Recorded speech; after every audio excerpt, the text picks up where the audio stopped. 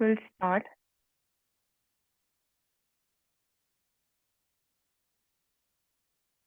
Okay. Hi guys. I think enough number of people have joined, so I'll just quickly share my screen and start.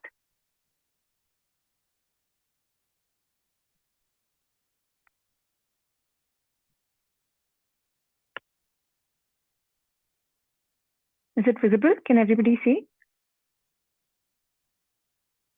Okay. So hi, my name is Ayushi, and we're going to discuss some of the important images for the AKP exam. Now I try to make it a slideshow where we can be interactive, but okay.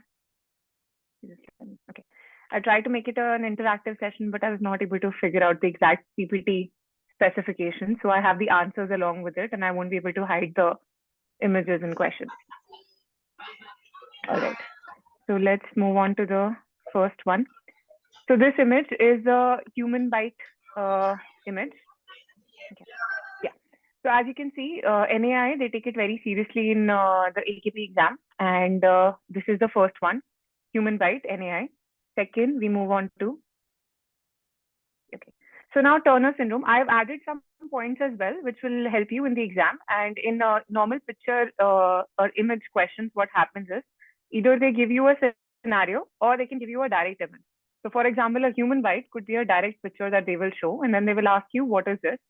And in Turner, they might present with some of the features. So along with this picture that is there, let me just see if I can annotate. Yeah. Okay.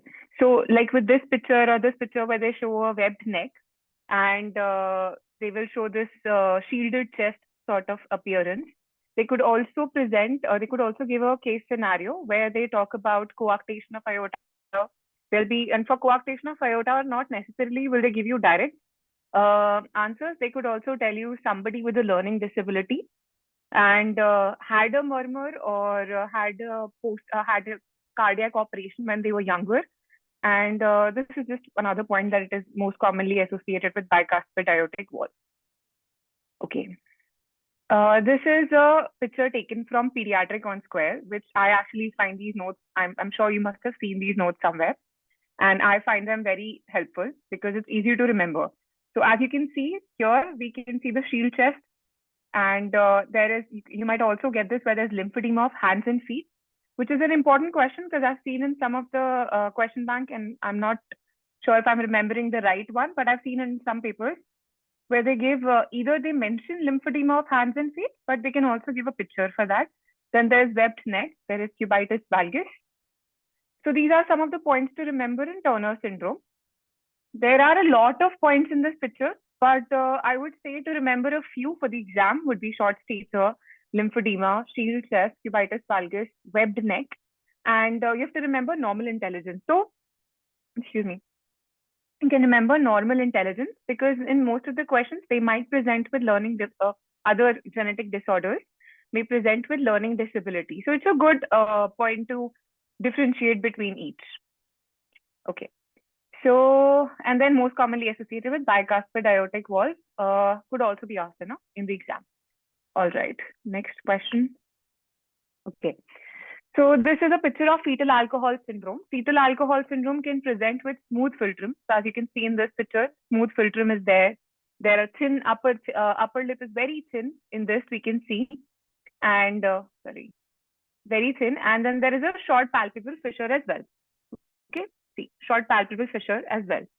So in this question, again, if you're getting a scenario, there could be a scenario of mother who has not, who was intoxicated.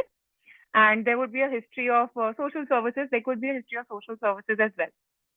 Okay. So fetal alcohol syndrome. If they don't give this picture, sometimes they may just mention about upper thin lip and short. That is why I've written all this. Is because they might not give the picture every time. They might just sometimes mention about smooth philtrum, upper thin lip, and short palpebral fissure, and then ask you what is the diagnosis. So that is when it's going to be short palpebral. That is going to be fetal alcohol syndrome. Okay. So this picture is thanatotropic dwarfism. So, so it's actually a very unique picture. So I think it's easier to remember. At least I find it easier to remember.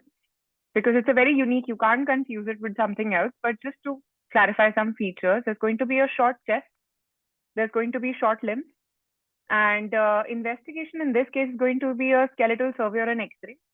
And on X-ray pictures, I've not included the radiological images in these slides because I realized there was already 100 images, important images that I had to put. So radiology is going to be a whole separate thing if we have to do it. And then on X-ray, but just I've mentioned it here, on X-ray, you get a telephone handle femur in thanatotropic dwarfism to complete it in a circle. Okay. Next. Okay. So now this is a picture of Cruzon syndrome. Cruzon syndrome. So I have actually had a case in my hospital, which was a Pfeiffer syndrome. If you ever see that picture, it's very close to Cruzon. But coming back to this, in Cruzon syndrome, there's going to be exophthalmos, there's going to be nystagmus, there's going to be low set ears, then there's beaked nose, as you can see here, beaked nose, and then there is a thin upper lip. So again, I have a picture, if you remember it, and if you've seen it once, I don't think it's very difficult to miss this one because it's a very different kind of an image. Okay. Next. Okay. So now I have seen, at least I was very confused when I was studying for cavernous sinus thrombosis and orbital cellulitis, because I've seen in a lot of recalls, most of the times they've given a picture of orbital cellulitis and then they have given in the answer it is cavernous sinus thrombosis. So I actually went on to Google, and if you want, you can too, and I saw many pictures. So what you need to remember in cavernous sinus thrombosis is, one, it's going to be a severe condition. So it's going to be more severe than orbital cellulitis. And you might get features like recurrent orbital cellulitis, but on management also, it did not solve, or the issue did not resolve. So it's going to be there with severe headache. There's going to be bulging eye, a very toxic looking child. So toxic picture, bulging eye, severe headache, recurrent infection history is going to be there. It's basically an infection caused by the posterior spread of infection, which leads to cavernous sinus thrombosis. So that's how you can differentiate if there is any history of recurrent infection, or they're telling that there was no resolution after treatment. Because we know that, I will show you the orbital cellulitis picture in some time. But as you know that orbital cellulitis, we'll have a treatment. No, we can start with the management. But in this case, they tried that we were giving antibiotics, but there was no resolution, and the child still presented with severe headache and a bulging eye and a toxic picture. And if they present like this, then it would be cavernous sinus thrombosis. There were a lot of recalls in this.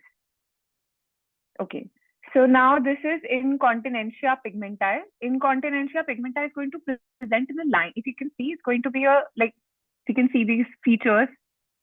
Erythematous rash is in a linear rash, you can call it linear rash.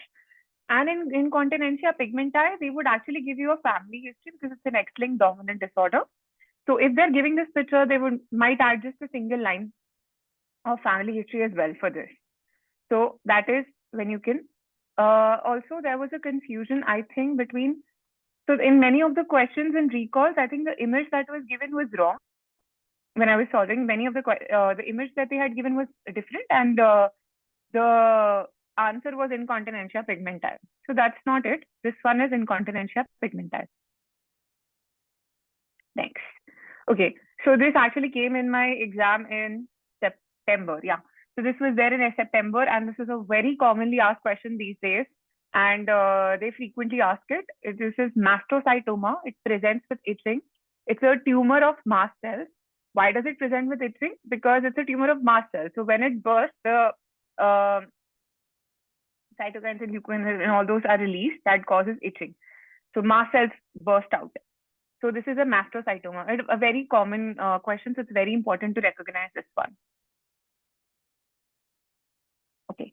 So this is acrodermatitis enteropathica. Now, acrodermatitis enteropathica, when they give it in the question paper, they are usually going to be a clinical scenario with it. Not they won't just give the picture. So they're going to give with the history of gastroenteritis or diarrhea is going to be mentioned. And then along with that, this picture is going to be there on hands and on face, you can see. Also, I think it's very easy to get confused between acne, some of the pictures of acne and acrodermatitis and teropathica, but you need to remember that there's going to be erythema and dryness both in this picture. So because of gastroenteritis, diarrhea, there's going to be zinc deficiency, which is going to lead to this. Okay. So this is diffused alopecia. Okay. So this is an image of McCune-Albright syndrome. This I have put purposely for this coast of mean appearance. As you can see on one side, on a single midline, not crossing the midline, coast of mean appearance. McCune-Albright is also one of the questions that is commonly asked in AKP. So you need to remember the triad. Again, this is just a very quick revision of all the images because I think most of you people have your exam on 24th. So they might mention about precocious puberty. They might mention about café au lait macules, and they might mention about polyostotic fibrous dysplasia. If they have given this picture, you're very lucky. You can directly go for McCune-Albright. But if they have not, then you can also remember this triad. So this triad is very important: precocious puberty, café au lait macules, and polyostotic fibrous dysplasia. Okay. Now, dermatomyositis is again another very important question. I think it's because people might confuse this image with SLE. I don't know, but it's very commonly asked in the exam. So in dermatomyositis, there is rash on the knuckle. There's a heliotrope rash. I've put two pictures of heliotrope rash. This is on the knees, heliotrope rash. And this you can see in the crease area, there is heliotrope rash. Now, investigation for dermatomyositis, you have to choose two investigations. It's going to be MRI muscle, which is the diagnostic for dermatomyositis, and there's going to be creatine kinase, CK. Diagnostic is MRI muscle. Okay. So next we have conjunctivitis. Conjunctivitis, you can see here conjunctivitis, and this is a very severe case of conjunctivitis, obviously. So now I've just put this for an easy remembrance that less than 7 days, if a child of less than 7 days is presenting with conjunctivitis, you can mark the cause as Neisseria gonorrhea. And if after 7 days it's presenting with conjunctivitis, you can mark the cause as chlamydia. It's an easy way to remember for the exam, a quick trick. So less than 7 days, Neisseria gonorrhea, more than 7 days, chlamydia. Okay, so now this question is also, I've realized that they put one tricky question in every exam where exactly the child does not have something very serious. So this would be one of those images where they're going to, you might feel like this is orbital cellulitis or periorbital or whatever. This is just a basic eyelid edema, which normally sometimes children will have. There is no erythema present. It could present after delivery also. So they might ask that what will be the management in this question, and you're going to select reassurance and discharge because this is a normal case scenario and it is going to go away by itself.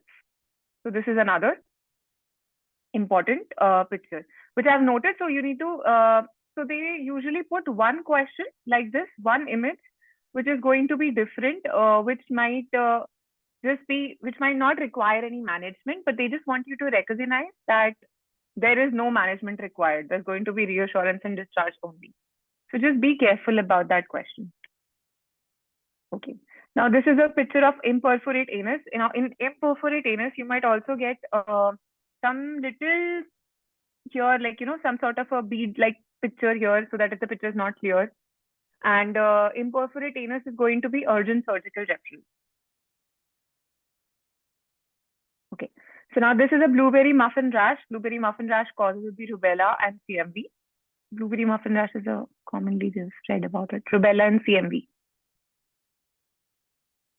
Okay, this is a picture of shingles. Now, shingles or herpes zoster, shingles is going to be not crossing the midline. So anything that's not crossing the midline, herpes simplex virus will cross the midline. Herpes zoster or shingles will not cross the midline. Going to be in the single dermatome. Okay. Now this is chickenpox. Chickenpox is going to be crusted lesions with vesicular, crusted and vesicular lesions wherever you see. You can see here, crusted or vesicular lesions. These are going to be chickenpox. Okay, Steven Johnson. Now, Steven Johnson and toxic epidermolysis necrosis These are all, when you get these questions, you have to see if the child is presenting in an extremely toxic situation.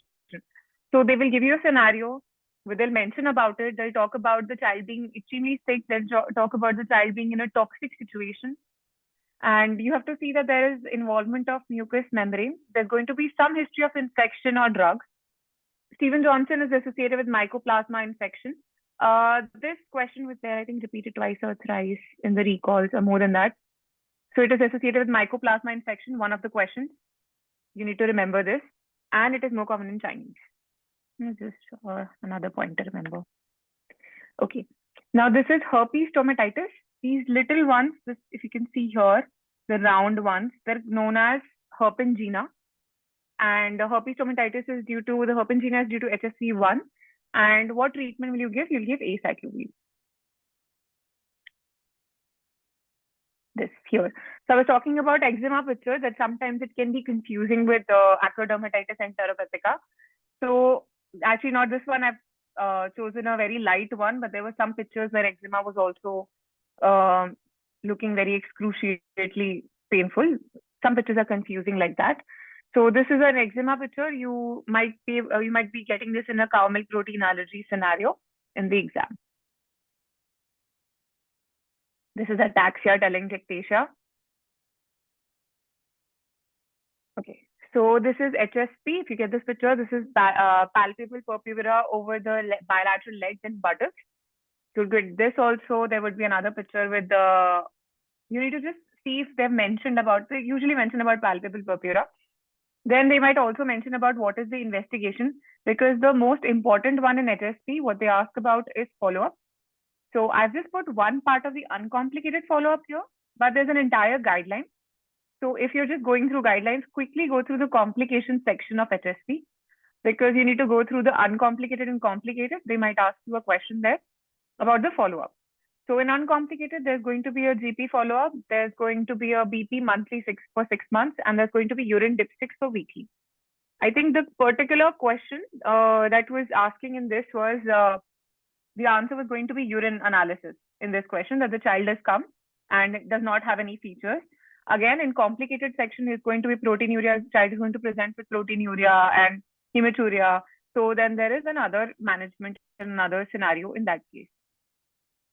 Just go and read that HSP once, the guideline. Okay. Okay. This is also quite frequently asked.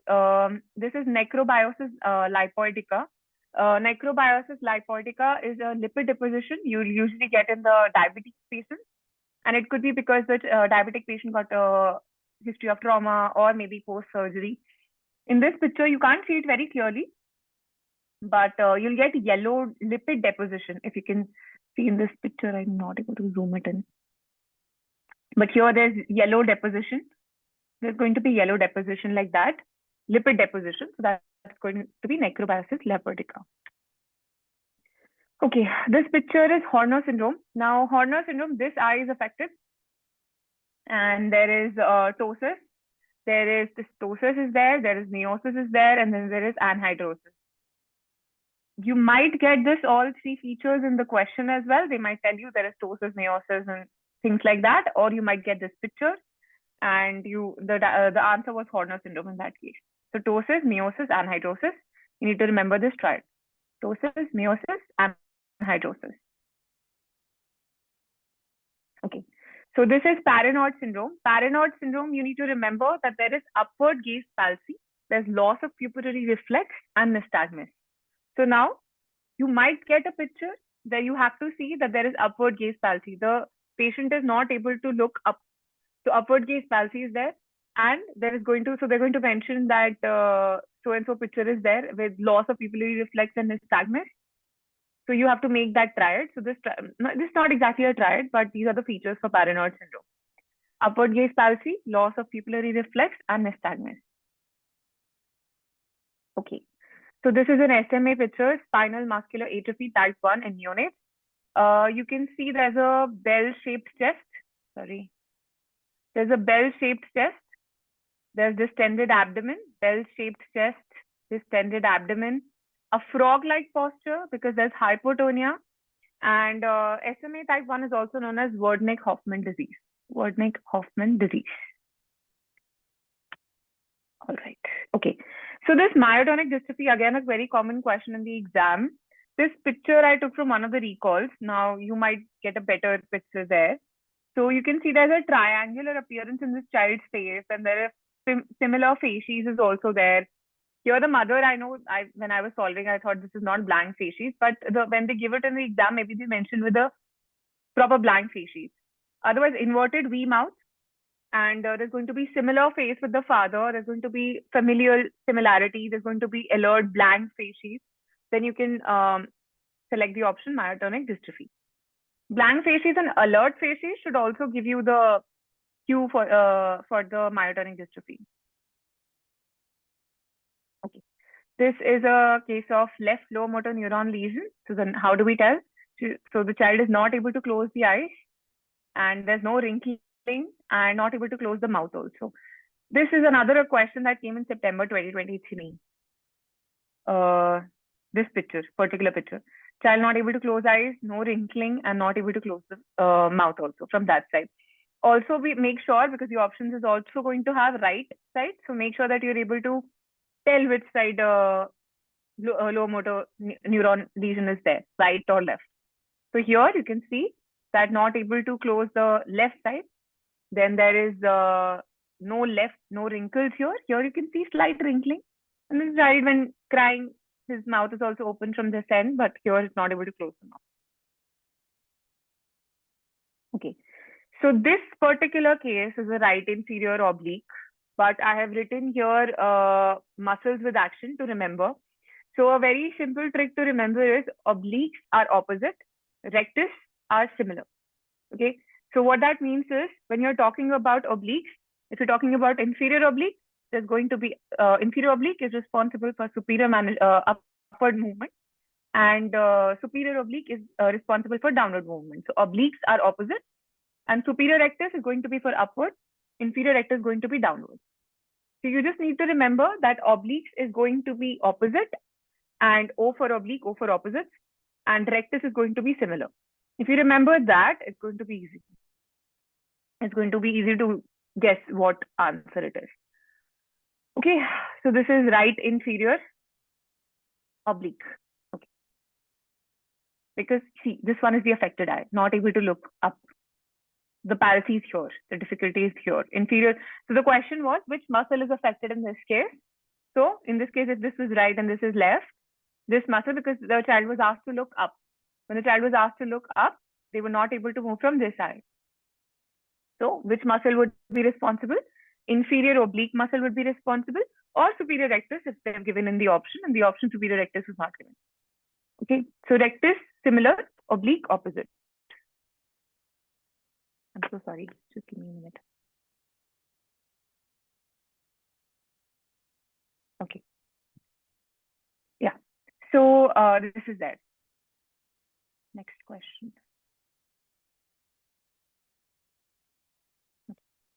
So this is a case of Rosella infantum. Now the hint to remember in this is that fever subsides and rash appears. This one single line, fever subsides, rash appears, Rosella infantum.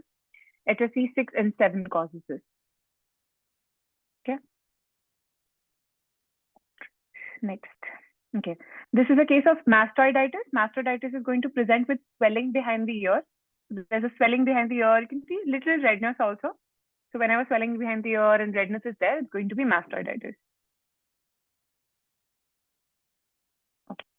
Now this is rocker bottom feet. If you can see, it's like a when they say rocker bottom, it's because it's like a U shape where this particular shape is there.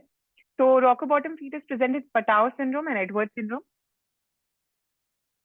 Not very commonly asked. I've just put for knowledge purposes. This is Mongolian blue spots. Again, one of the questions that I spoke about, that there's going to be a reassurance, no treatment. So this is one, Mongolian blue spots. This is a hairy nevus. Large one. Okay, this is meningomyelocele, present here. Now we talk about Down syndrome. Now Down syndrome is fairly easy because they sometimes they just don't give the question image. They will also give you a clinical scenario, which is easier to understand. So here you can see there's a wide gap in the first and the second toe. First and the second toe, wide gap. Then there is brachycephaly, there's microcephaly, then there is slanted palpebral fissure, then there are epicanthic folds present, then there is brush field spots. I am not able to zoom it here. So brush field spots are going to be presenting like, I don't know, wait, I'll show here only. Can you see?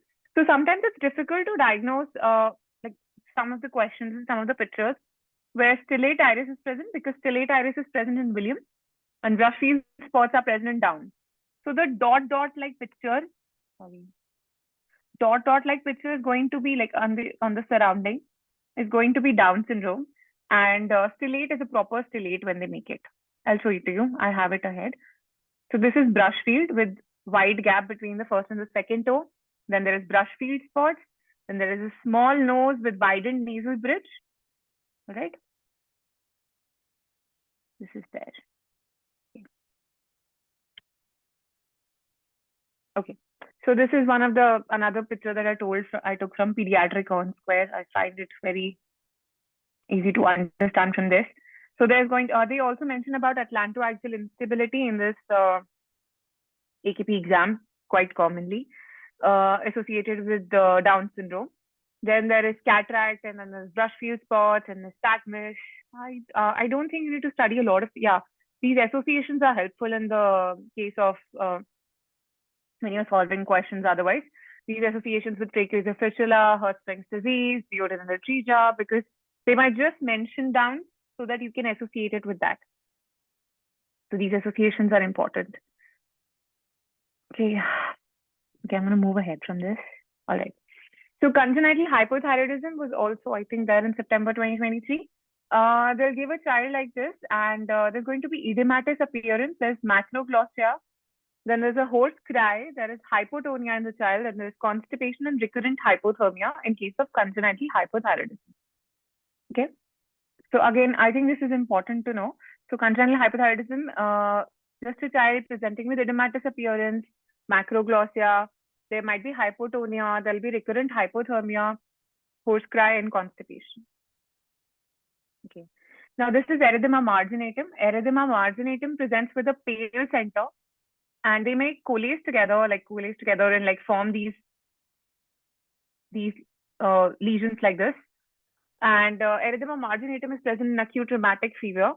So I've just quickly mentioned about subcutaneous nodules also, because if they mention about erythema marginatum and these are the nodules, then you might get a better hint about acute rheumatic fever. So there is subcutaneous nodules present. So polyarthritis, carditis, subcutaneous nodules, erythema marginatum, and rheumatic chorea, which is dancing hands. So they could present that the child is presenting with dancing hands. When I'm saying dancing hands, they could present that movement of the hands.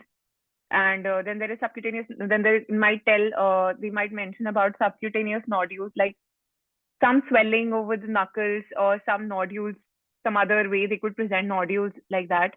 Then they would tell that there are some joints that are aching, and they might talk about the rash as well. So this, and then some for carditis, they might mention about some murmur also. So you can point towards acute rheumatic fever. Okay. Next is Angelman syndrome. Angelman syndrome is a happy puppet. So they're going to tell that there's going to be flapping hands and a happy child. And there's going to be a wide mouth. Then there is jaw prominence that is there. There's brachycephaly that is there. And they might also mention about some presence of seizures. Again, something taken from pediatric on square. Happy puppet. Then there's speech delay also. Then there could be flappy movement, hypotonia, and these are the images for that.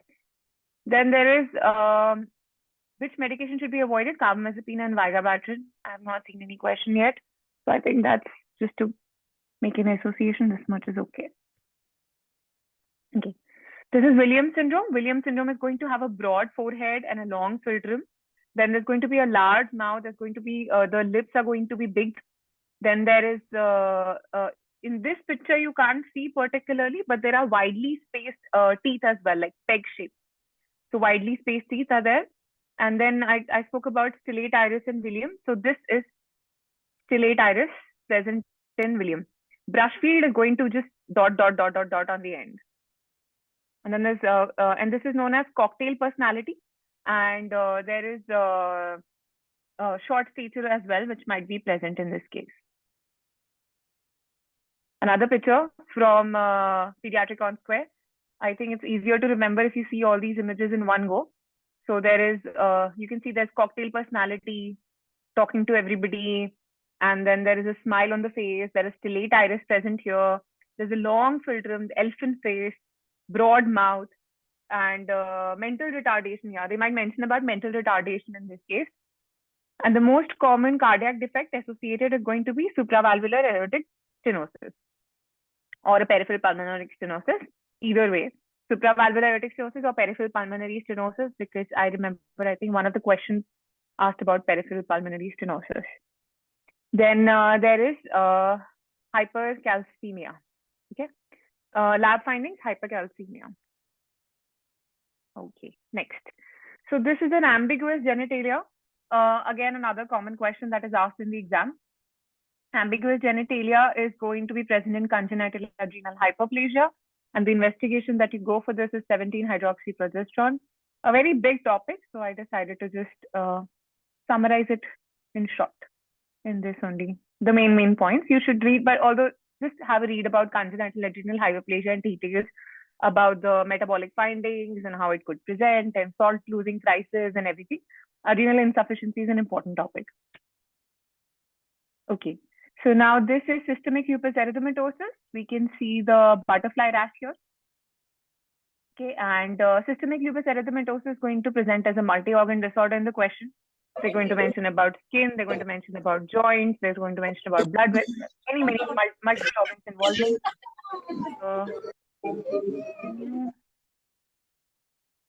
So they're going to mention about photosensitivity as well. When I say photosensitivity, they might ask about, they might talk about going in the sun and the rash appears, or they could also talk about the going in the sun and some sort of problem happening. So photosensitivity is there. They could not mention the word photosensitivity, but they would frame the question that way. Then there's alopecia, there's mouth ulcers, there's Raynaud's phenomena, which is fingers and toes turn white and then blue on cold exposure, and then you have to revomit. Okay, next. This is again one of the questions that are given in the exam these days. Extravasation injury. This is an extravasation injury due to saline flush. Actually, not saline flush. You give saline flush. Sorry, I wrote wrong. You have to give saline flush. In this. Okay, this is honey-colored crusted lesion. If you can see here, honey-colored crusted lesion. So you have to see the color also. Now I understand because I had this problem, so I'm going to put it out there. Sometimes the images that AKP exam gives, even when you zoom it in, you can't see it very clearly because it's sometimes blurred, or you can't zoom it in that much as you want to see. So just make sure in those cases you see the clinical scenario as well. So you relate both and then you come to it. In this case, although in Petico they're going to give easily, or they're going to even mention about honey-colored crusted lesions, and it's easier. Okay, this is port wine stain. Now, port wine stain could present as Sturge-Weber syndrome if port wine stain plus seizures is there. So very simple to remember, port wine stain plus seizures, you rule out Sturge-Weber. So this 3 points to remember together. Okay, Castleback-Merritt syndrome, again, something to remember as a huge hemangioma on both ends. You can see this child is looking like a big strawberry. So huge hemangioma with a thrombocytopenia. Thrombocytopenia is also mentioned. It's going to be Castleback-Merritt syndrome. This is infantile hemangiomas. Now quickly, just some points I've written about infantile hemangiomas. It's a benign vascular tumor, also known as strawberry nevus. If there are more than 10 hemangiomas, we have to suspect internal hemangioma, so which is the liver or GI. So we do an ultrasound abdomen, and the treatment is we give reassurance for 6 to 9 months, and then propranolol for more than 9 months. Or if it is obstructing, we give propanol also if it's obstructing daily life. So like if it's there in the near the nose or eyes, and if it's obstructing the child, then also. Okay, then we have this is aplasia cutis. Now aplasia cutis, if you see in the exam on Google actually, you'll get images which are there on the hands, and because it's localized absence of skin at birth, not at birth also, but otherwise also localized absence of skin. In this, but these are the two pictures which looked more, how do I say, maybe more toxic, because you can see, but even though there is localized absence only, and it is associated with trisomy 31. Okay. Now this junctional epidermolysis bullosa, again a question I was very confused when I was studying for my exam, but I have confirmed from Google, and these are the images mentioned with this particular diagnosis only. Even though mucous membrane is involved in junctional epidermolysis bullosa, so if I go with the thumb rule that if mucous membrane is involved, then it's going to like in this, if you can see, it might look like the mucous membrane is not involved, but if you zoom it in a little bit, it is involved. So on an overall, if you see this image, you will feel like the mucous membrane is not involved, and this should be an SSS. But I have actually correlated, and it's on Google also. It's mentioned by IAP guideline. This picture is, I think, from IAP. So they've mentioned about this being a junctional epidermolysis bullosa. But if you want to remember, it's going to be presenting at birth, and mucous membrane is going to be involved. This is a colloidian baby. I think, again, something that is not very easily common to see, so easy to remember. These are neurofibromas present all over, present in NF1. This is plexiform fibroma, neurofibroma, plexiform neurofibroma with swelling and with drooping. And this is again something that I've taken so that we can remember. So there are cafeole macules that are present. Then there are neurofibromas or plexiform neurofibroma. Then there is axillary or inguinal freckling known as Crowe sign. These are iris hamartomas that are present. Iris hamartomas, and there'll be a first degree relative with NF1. Okay. Yeah, and what is the most common type of benign tumor in NF1? There's going to be neurofibromas. I think this was something between the differentiation. It's very commonly asked in neuro section in AKP, I think so. Okay. Okay. So then there is, so this you can see here also, see, neurofibroma. So I think this picture is also there in one of the recalls, I remember. Yeah. This is adenoma sebaceum. In the sebaceous glands area, you can see. So this is one of the nose areas. You can see small ones. So this is going to be adenoma sebaceum, and it's present in tuberous sclerosis. Tuberous sclerosis is also going to present with ash leaf macules, ungual fibromas, subependymal nodules, retinal hamartomas, and associated with infantile spasm, which is very commonly asked. Tuberous sclerosis associated with infantile spasm is very commonly asked, and it's going to be and the treatment for that is vigabatrin. There's an image for this also. For tuberous sclerosis also, there's there in pediatric on-square, which I didn't put it here. So this is a congenital cataract. As you can see, a whitish circle here, congenital cataract. Okay. So there is a keyhole shape, if you can see here, keyhole shape. It's like a keyhole shape like present here. This is known as coloboma. Okay. In this case, there is gum hypertrophy. Gum hypertrophy can be present in phenytoin. It can present in acute myeloid leukemia. It can present in scurvy. Gum hyperpigmentation would be present in, if I'm just going to put out a question, if anybody can answer that. Not gum hypertrophy, gum hyperpigmentation. So if anybody would like to just answer that. Peach-Trigger syndrome. Sorry? Peach-Trigger syndrome. I can't hear you, sorry. Can you type it in the chat box? Okay. Yeah, okay. Thank you. Okay, this is a case of, yes, I think Dr. Yes, it's Addison's. So that differentiation, we need to remember that hyperpigmentation is going to present there. I don't have a picture here for hyperpigmentation, but they ask sometimes in exam. So just try to remember that as well. You already know, so you'll be able to see. This is ectodermal dysplasia. You can see vampire-like teeth in this child. Okay, this is Beckwith-Wiedemann syndrome. Beckwith-Wiedemann syndrome will be presenting with earlobe crease. If you can see in this picture, earlobe crease is there. I've not put in this picture, but there are posterior auricular pits also present in this. Then there is hemihypertrophy. There is omphalocele. There is macroglossia, if you can see here. Then they could present with umbilical hernia. And there is hypoglycemia. There is, in Beckwith-Wiedemann, they might talk about hypoglycemia. They'll talk about hyperinsulinism. And it is associated with Wilms tumor, which is again one of the questions with Beckwith-Wiedemann. So they might ask you what tumor it is associated with, and that's going to be nephroblastoma or Wilms tumor. Beckwith-Wiedemann is also there in the pediatric on-square if you want to go through that. Okay, so now this is Brown syndrome. Brown syndrome is inability to elevate the adducted eye. Inability, so this is the affected eye. Okay, because there is depression on attempt of elevation. So there is inability to elevate this eye, then we will call it a Brown syndrome. And you can see there is an adduction here. So not like, unlike the paranod, when paranod is there, you will have a line, like a gap that is not able to look upward. So it's different. Okay. Next is erythema nodosum. Now, erythema nodosum is associated with mycoplasma infection. You can get it in inflammatory bowel disease. Then it is also associated with OCPs. Here, erythema nodosum.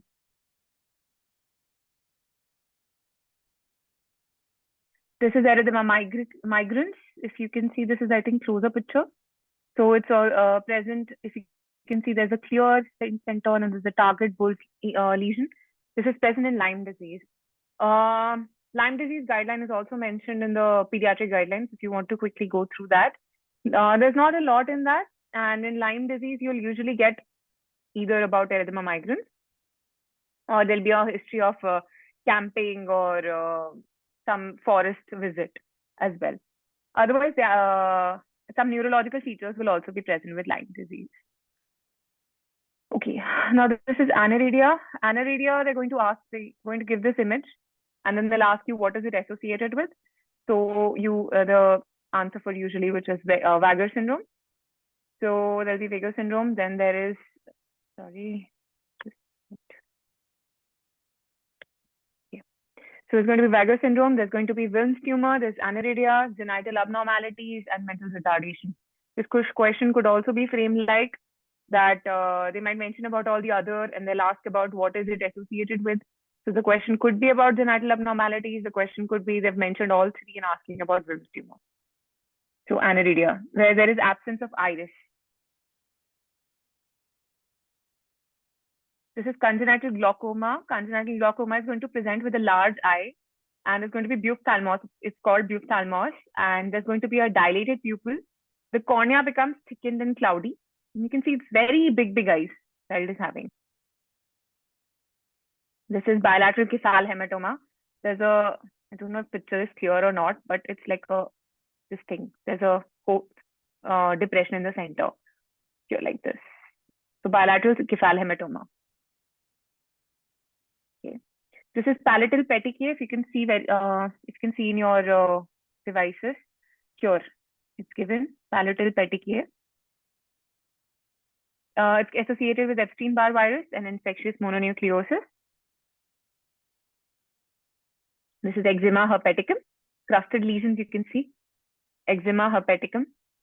Normal eczema was not looking like this. This is more with the crusted lesions. It's eczema herpeticum. They're also not very honey colored if you see. If empetico you see, it's very honey colored.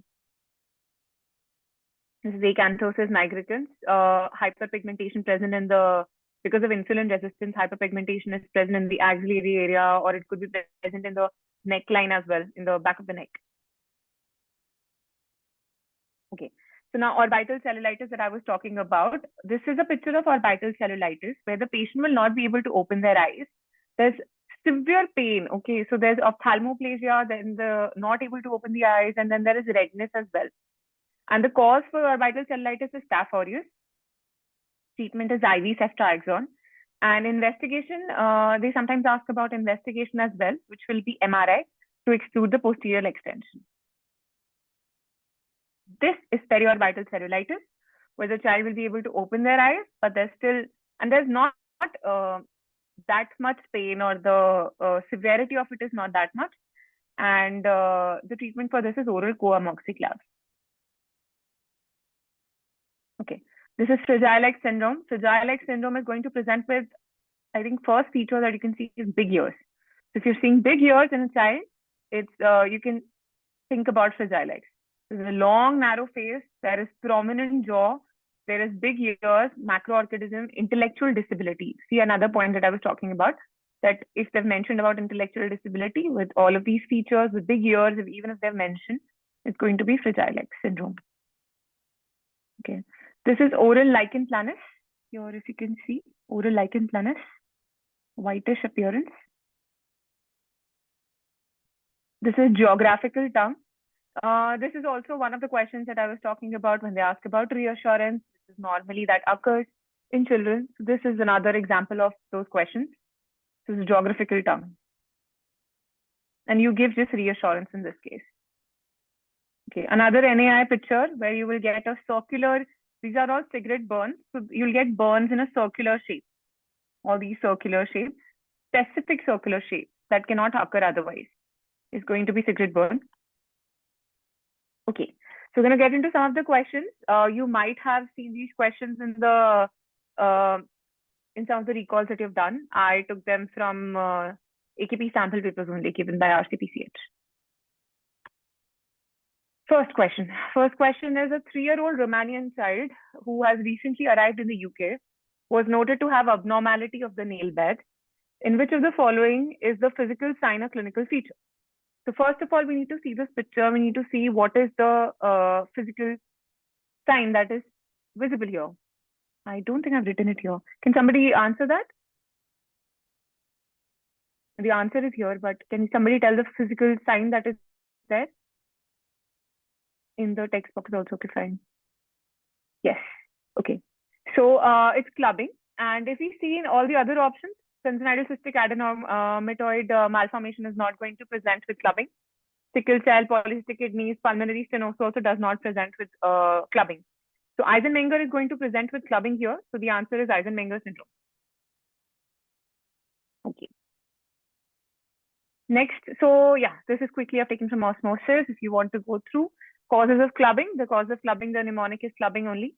So there is cyanotic heart disease, there is cystic fibrosis, there's lung cancer, there is lung abscess, then there is ulcerative colitis, there's bronchiectasis, there's benign mesothelioma, infective endocarditis, idiopathic pulmonary fibrosis, neurogenic tumors, gastrointestinal disease. I think cyanotic congenital heart disease is good enough for us for the exam. Next question. A 9-month-old male infant presented with a 3-day fever, rhinorrhea, and rash. His mother had brought him to see the GP, who prescribed erythromycin and antipyretics. The child did not improve and his rash worsened, extending from his face to the rest of the body, in particular the axilla and the groin. Diagnosis?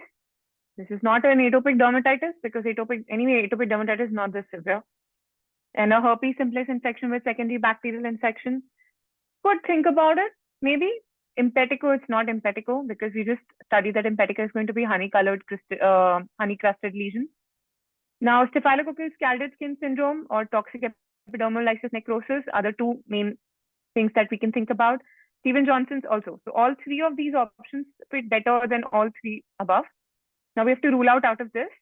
So Stevens-Johnson is going to be mucosal involvement. The only one with no mucosal involvement, which in this picture, again, I told you it's a very complicated picture, but if you see clearly the mucosal involvement is not there.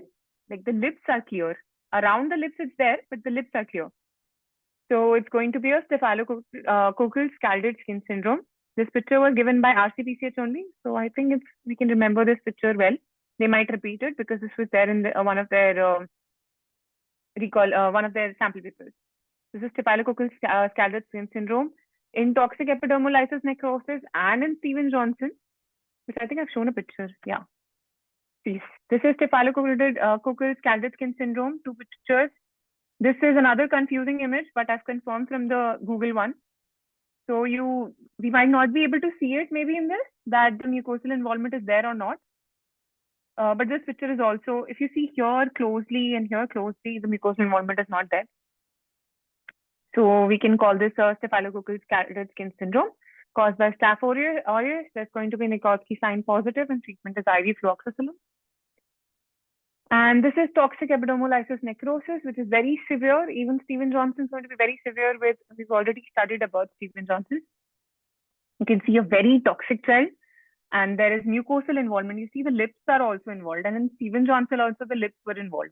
So there's going to be mucosal involvement present. There's going to be hemorrhagic crusting present, and a positive Nikolsky sign in both, and toxic appearance in this.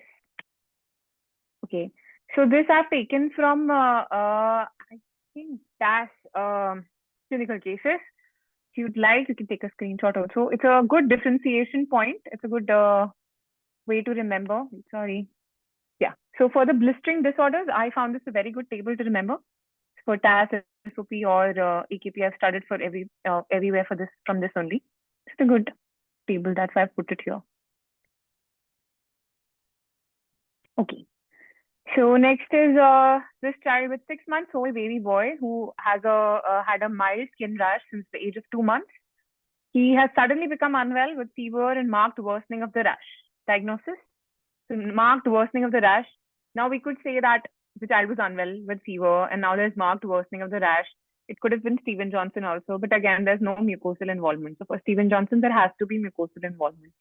And it looks like, if you remember the picture that we saw for eczema herpeticum, this looks like that only. There's crusted lesions there. Erythema is also present. So eczema herpeticum here. And chickenpox, we read about chickenpox as vesicular lesions, vesicular crusted lesions. In Impetigo, we read about honey crusted lesions, right? Okay. Herpes also does not present like this. Next question. What is a skin disorder from which these triplets are suffering? So this is, if you can see very closely, so basically this is a diaper rash gone bad.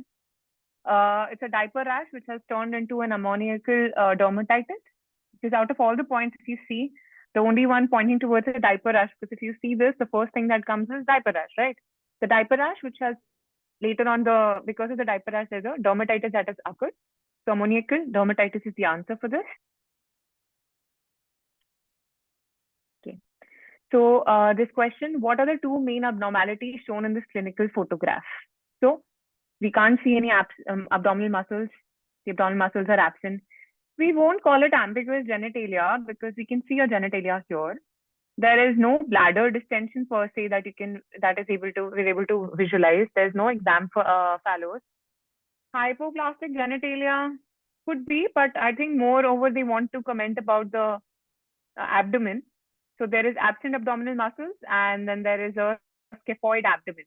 Those two fits the best for this clinical photograph. Okay, next question. Talking about herpes simplex. So herpes simplex, what is the cause of this lesion which had been present for 3 days? So in this, which has been present, zoster we studied was only single dermatome, and we had read about it. So this is going to be a herpes simplex infection. Herpes simplex infection. Okay, next. The dentist reported this incidental finding in a 16-year-old female. Now, what is the diagnosis? So this was a lingual thyroid. If you can see behind, lingual thyroid in this case. I've not put the pictures for the rest of them, but maybe if you want to, you can see the pictures on Google for this. But I thought I'll just show the lingual thyroid in this one. Okay. This is also another common question. So a child with known congenital heart disease presents with a lesion. What is the diagnosis? So what lesion is this? Can somebody tell?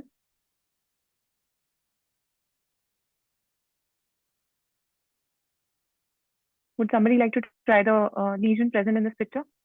The diagnosis is already here. Yep, it's Janeway lesions. Oslo nodes, I'll show you. I think I have a picture next. I'll show you the Oslo nodes. These are Janeway lesions. So the answer here is subacute bacterial endocarditis. Here. Taken from osmosis again. So subacute bacterial endocarditis, osteal nodes are going to present like this, and Janeway lesions are these. That's why I put both of them. And it's a quick mnemonic to remember from Jane: fever, rot spots, osteal nodes, murmur, Janeway lesions, anemia, nail bed hemorrhages, and emboli. Next question. This teenager was 16-year-old. What is the lesion on the soft palate? So the lesion on the soft palate is candidiasis. It looks like white, whitish whenever appearance. So candidiasis, white creamy appearance, candidiasis, oral candidiasis present. Okay. All right. Yes. Next, we move on to. Okay, that's about it. I forgot. So that's about it for the images. If there's any question, you can ask me in the chat box. If you want to speak up, that's also fine. We thought I would quickly go through the course details. As in the last section, I told about that I would let you know about the new course details. So for our course details, it's starting for the exam in the coming September exam. And there's going to be live lectures on all the systems. There's going to be recordings for all of them from the previous batch. Then you can access the recorded lectures anytime and anywhere. And the course duration is around 6 months. There's going to be regular quizzes, weekly live classes, mock exams, interactive study groups, good notes with all the combination of everything, and you don't have to read all the books. ECG, EEG, audiogram, cardiac catheterization, ventilator, all these different classes. And yeah, if you'd like, you can take a screenshot and you can call on these numbers and contact them about the same. Okay. I think most of you are giving your exam on the 24th, is it? Yeah. Okay. We'll try to keep a radiology class. I was thinking, would you like a radiology class or rather a one exam recall class, like the one exam paper, maybe the latest paper, radiology class. All right. So maybe we could plan a radiology class soon with all the probable images. I think most of the people are telling radiology, so we'll try to keep the radiology one only. I was thinking about a recall paper, but we'll have a radiology class. We'll keep it soon. Okay. So I guess you guys would not really need this 6-month course. So I think all of you are giving your exam right now only. For statistics, I would suggest. So statistics recalls, actually, if you see the recalls also, because they're such huge recalls, you don't necessarily need to give, like, those recalls are not necessarily correct. So I sent a picture in the group. If all of you are there in the group, I sent a picture there. Try to read about that one particular photograph, and that will be able to help you for your exam as well. And if you remember about relative risk, odds ratio, and confidence interval, and read about it and understand it well, and you read the question with very calmly in the exam, and then you try to attempt it, you'll be able to understand. You just need to understand the concept of odds ratio, relative risk, and confidence interval. That much is going to be enough. I don't think the recalls are going to help a lot, to be very honest. Yeah. Okay. I also read it from there only, and I think it helped it out. I'll send it in the group again. Okay. Thank you. Any other questions, or should we end the class today? Yes, we'll do.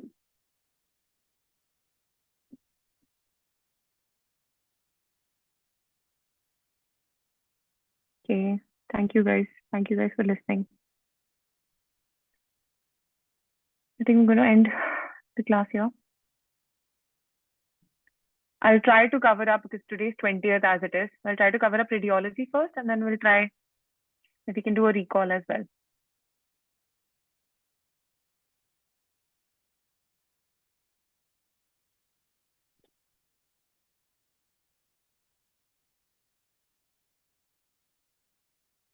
Okay.